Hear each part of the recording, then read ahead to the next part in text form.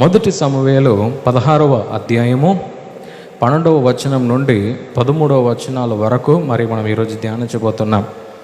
అతడు వాణ్ణి పిలువనంపించి లోపలికి తోడుకొని వచ్చెను. అతడు ఎర్రని వాడును, చక్కని నేత్రములు గలవాడును, చూచుటకు సుందరమైన వాడునై ఉండెను. అతడు రాగానే, నేను కోరుకున్నవాడు ఇతడే, నీవు లేచి వారిని అభిషేకించమని యెహోవా సెలవీయగా, సమూయేలు తైలపు కొమ్మను తీసి వాని సహోదరుల ఎదుట వానికి అభిషేకము చేసెను. నాట నుండి యెహోవా ఆత్మ దావీదు మీదికి బలముగా వచ్చెను. తర్వాత సమూయేలు లేచి రామాకు వెళ్ళిపోయెను. ఓకే, చాలా. సో ఇక్కడ ఏ సందర్భాన్ని మనం చూస్తున్నామంటే, ప్రభు సౌల్ రాజుని ఎన్నుకుంటాడు ఇజ్రాయెల్ దేశానికి. మరి ఎన్నుకున్నప్పుడు మనం ఏం చూస్తున్నామంటే, ఆయన బాగానే అంటే మంచిగానే నడిపిస్తున్నాడు, కానీ ఒక్క చోటులో ఆయన దేవుని యొక్క మాటను ఆయన వినకపోయేసరికి ప్రభు ఏం చేస్తుందంటే, ఆయనను రాజుగా పెట్టడానికి ప్రభు ఇష్టపడలేదు. ప్రభు ఏం చేసేసాడంటే, వెంటనే సౌల్ రాజుని ఆ స్థలం నుంచి ప్రభు తీసేయటానికి చూశాడు. ఎప్పుడు కూడా ఒక రాజుని తీసేస్తే ఇంకోటి ఎవరు కావాలి మనకు? ఇంకో రాజు అవసరము కదండి. అంటే ఒక రాజుని తీసేస్తే ఇంకో రాజు ఉండాలని ప్రజలు ఆశపడతారు కదండి. సో అలా అక్కడ సమూయేలు ప్రవక్త ఏడుస్తున్నాడు అన్నమాట, ప్రభువా నువ్వు చెప్పినట్టే సౌల్ రాజుని నేను ఎన్నుకున్నాను, ఆయన మంచిగానే అన్నిటినీ కూడా పాలిస్తున్నాడు, కానీ ఇప్పుడు ఇలా అయిపోయింది కదా ప్రభువా అని ఏడుస్తున్న సమయంలో ప్రభు ఏమన్నాడంటే, సమూయేలు ప్రవక్త దగ్గర లేచి జెస్సీ వారి యొక్క ఇంటికి వెళ్ళు, నువ్వు అక్కడ వెళ్తే అక్కడ వారి యొక్క కుమారులలో ఒక్క కుమారుని నేను ఎన్నుకున్నాను. దేనికి? రాజుగా ఉండటానికి నేను ఎన్నుకున్నాను. నువ్వు ఏం చేయాలంటే వెళ్ళి ఆ దావీదుని నువ్వు అభిషేకించాలి అని అన్నాడు. సో ఇప్పుడు మనం దావీదు యొక్క లైఫ్ని కూడా మనం చూడాలి. దావీదు చాలా స్కిల్డ్ వారియర్, అంటే చాలా టాలెంట్ కలిగిన ఒక వ్యక్తి అన్నమాట. ఆయనకు ఒక పెద్ద ఆయుధాలు లేకుండానే ఆయన సింహాలను మరి బేర్స్ అన్నిటినీ కూడా ఆయన ఏం చేశాడంటే దాన్ని ఓడించగలిగాడంట, అంటే ఎదిరించగలిగాడు, చంపగలిగాడంట. సింహాలను వాటిని వీటన్నిటిని కూడా ఆయన ఈజీగా చంపేయగలిగాడంట, పెద్ద ఆయుధాలు ఆయన దగ్గర లేకపోయినా కూడా. అంత పెద్ద స్కిల్డ్ వారియర్గా ఆయన ఉన్నాడు. మరి ఆయన ఏం చేస్తున్నాడు తెలుసా? ఏం చేస్తున్నాడు?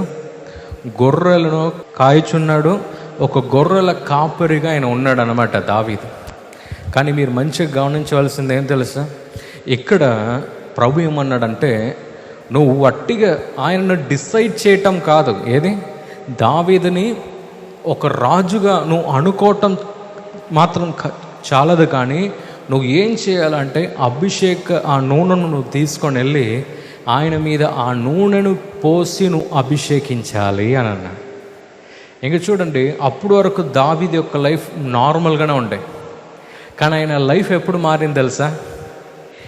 ఎప్పుడు సమూయేలు ప్రవక్త వచ్చి ఆయన యొక్క తల మీద ఆ నూనెను పోసి అభిషేకించాడో అప్పటి నుంచి ఆయన లైఫ్ మారిందండి. హల్లెలూయా. అంటే అప్పుడు వరకు మామూలుగా గొర్రెలను కాయచు ఒక కాపరి వలె మామూలుగా ఉన్నాడు, కానీ ఆయన ఎప్పుడు అభిషేకించబడ్డాడో ఆయనలో ఉన్న నిజమైన శక్తి బయటికి వచ్చింది. అప్పుడు వరకు మామూలు వ్యక్తిగానే ఆయన ఉన్నాడు, కానీ అక్కడ అభిషేకము ఏం చేసిందంటే ఆయనలో ఉన్న నిజమైన శక్తిని అది బయటికి తీసుకొచ్చిందండి. ఈరోజు మనం దేని ధ్యానిస్తున్నాం? అభిషేకాన్ని గురించి మనం ధ్యానిస్తున్నాం. హల్లెలూయా.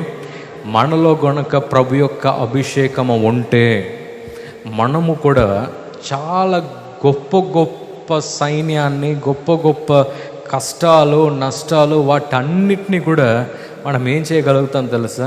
దాన్ని ఎదిరించగలుగుతాం. హల్లెలూయా. కానీ మనము క్రిస్టియన్స్గా మనం ఏం చేయకూడదంటే ఎప్పుడు కూడా మామూలుగా మనం ఆలోచించకూడదు. మామూలుగా అంటే వేరే మనిషి ఆలోచించేలాగానే మనం ఆలోచించకూడదు, కానీ మనం ఎలా ఆలోచించాలంటే ప్రభు యొక్క శక్తి నాలో ఉంది అని మనం ఆలోచించడం మనం ప్రారంభించాలి. అప్పుడు వరకు దావీదు ఆయన ఏం చేశాడంటే వారి యొక్క తండ్రికి చెప్పేది, రే వెళ్ళి ఆ గొర్రెలను చూసుకోరా అని చెప్పేది. కానీ ఎప్పుడు సమూయేలు ప్రవక్త ఆయనను ప్రభు యొక్క నామములో అభిషేకించాడో ఆయనకేమర్థమైంది తెలుసా? నేను గొర్రెలను కాయటానికి ప్రభు నన్ను పెట్టలే, ఒక గొర్రెల కాపురిగా ఉండటానికి ప్రభు నన్ను పెట్టలే, కానీ ప్రభు నాలో ఒక రాజుగా ఉండే ఒక శక్తిని నాలో ప్రభు చూశాడు. హల్లెలూయా. మనము కూడా మన జీవితంలో మనం ఏం నేర్చుకోవాలంటే, ప్రభువా నేను అన్ని విషయాలు నేను చేస్తున్నాను, కానీ ప్రభువా నాకు నీ యొక్క అభిషేకము నాకు కావాలి. హల్లెలూయా. నీ యొక్క అభిషేకము నాకు కావాలి అని చెప్పేసి మనము అడగాలి. ఈ ప్రోగ్రాం మీకు ఆశీర్వాదకరంగా ఉన్నదని మేము నమ్ముతున్నాం. ఫస్ట్ లైక్ చేయండి, తెలిసిన వారు మీ ఫ్రెండ్స్ అందరికీ మీరు షేర్ చేయండి, తర్వాత సబ్స్క్రైబ్ చేయండి. తప్పగా ప్రభు మిమ్మల్ని దీవిస్తాడు.